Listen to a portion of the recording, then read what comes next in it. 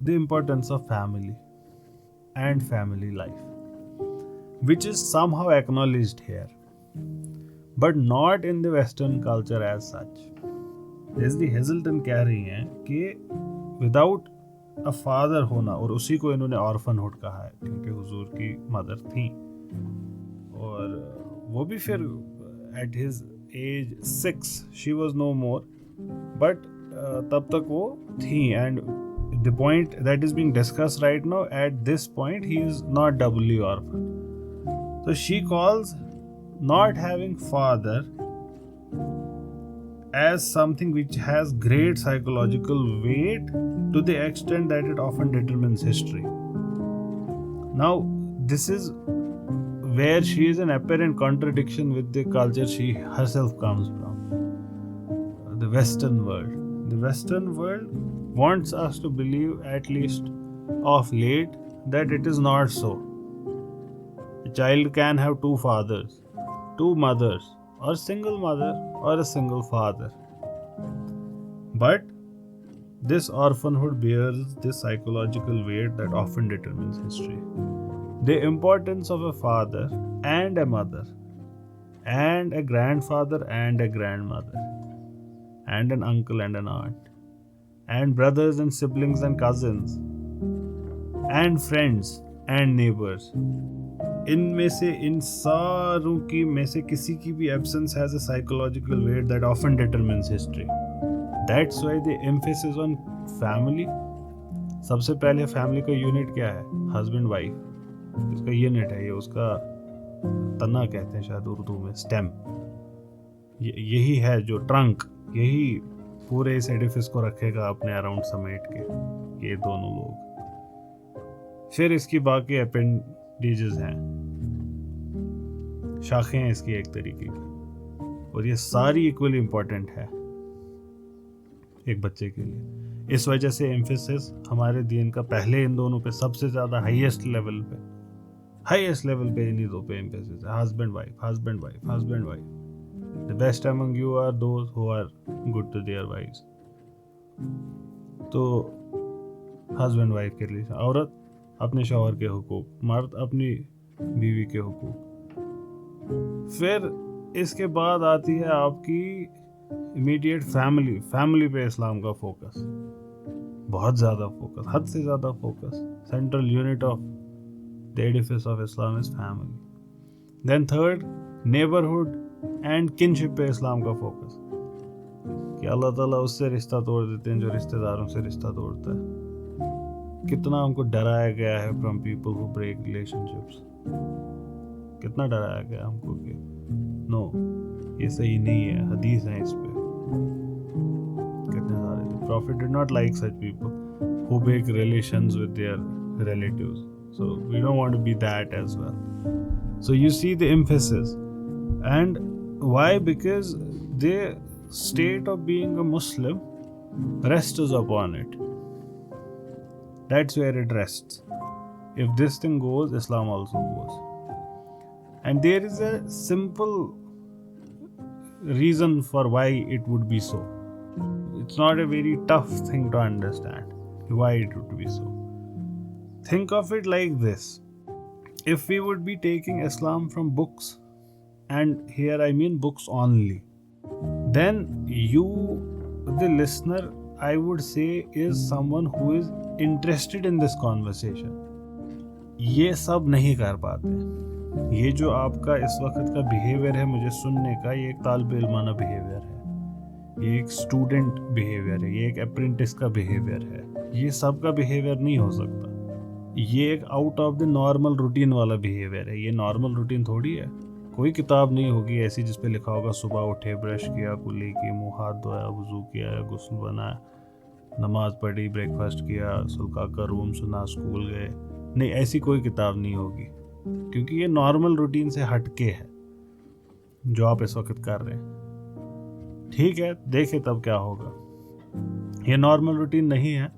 आप बड़े मुतासिर हैं मौदूदी साहब की किताब से, कुतुब की किताब से, अशरफ अली थानवी साहब की किताब से, किसी से भी आप बड़े मुतासिर हैं, बड़ा आप दीन कर रहे हैं, दीन. دین زندہ باد اور آپ پڑھ رہے ہیں اب دین اور آپ پڑھا اسی کے حساب سے رفع دین یا نہیں, آمین بالجہر یا نہیں, عقیدہ every thing is pitch perfect.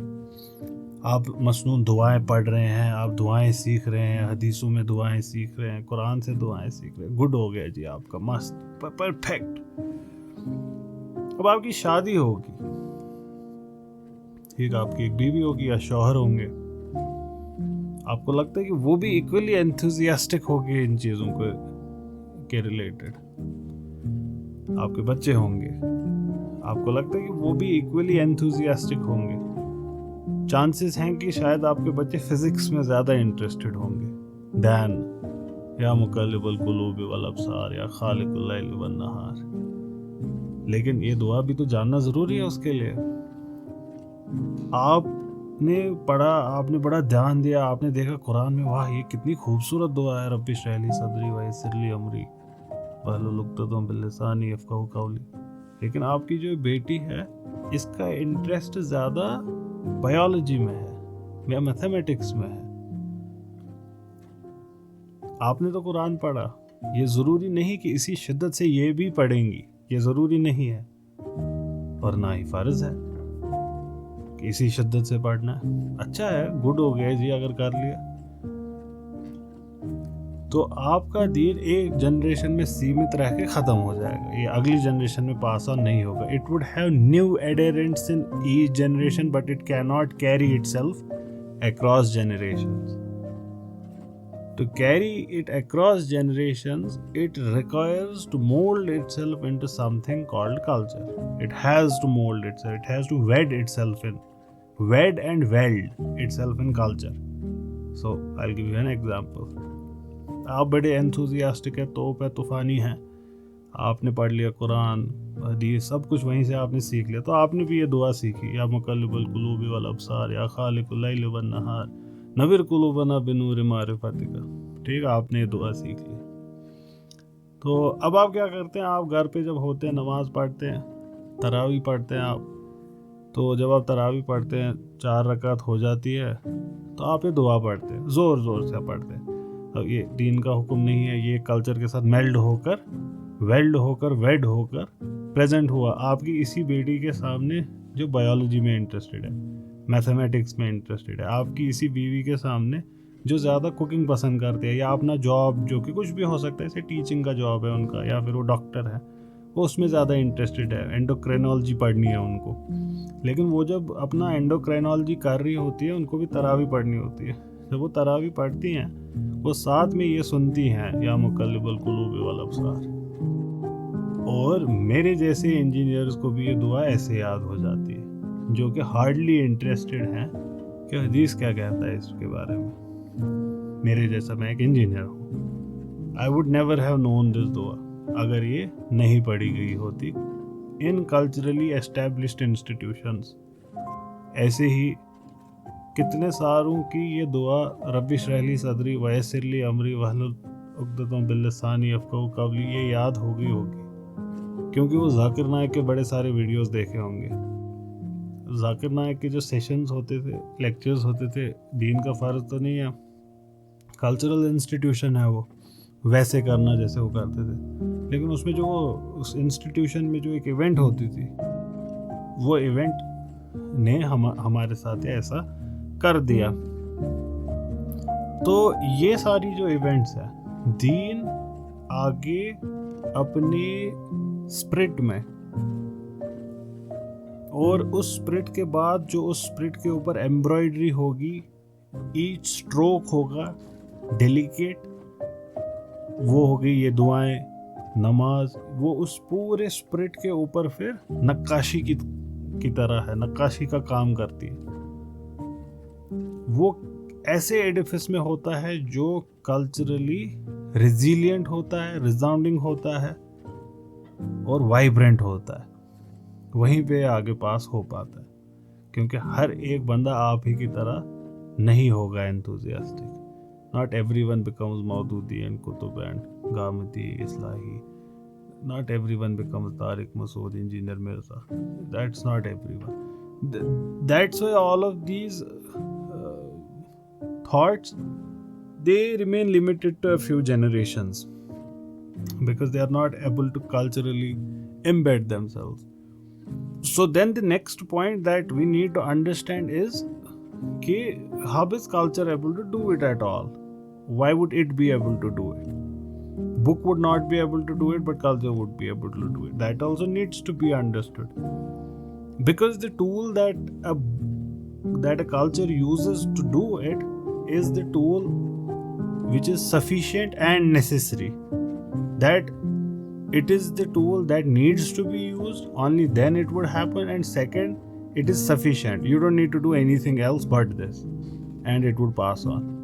And books do not use the tool, which is again family, kinship, neighborhood. ये बॉन्ड्स ये कल्चरली एस्टैब्लिश होते हैं कि हम हार्वेस्ट पे साथ मिलके एक दूसरे के कंधे पे हाथ रख के रो करते हैं, रोफ.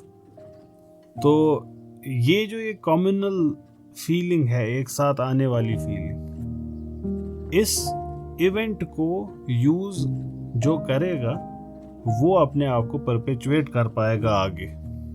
Think of a man and a woman living in two different caves separated by 50-100 kilometers. She lives in her cave, he lives in his cave. Would there be an offspring? There wouldn't be an offspring. Would their genes be passed on? The genes would not be passed on.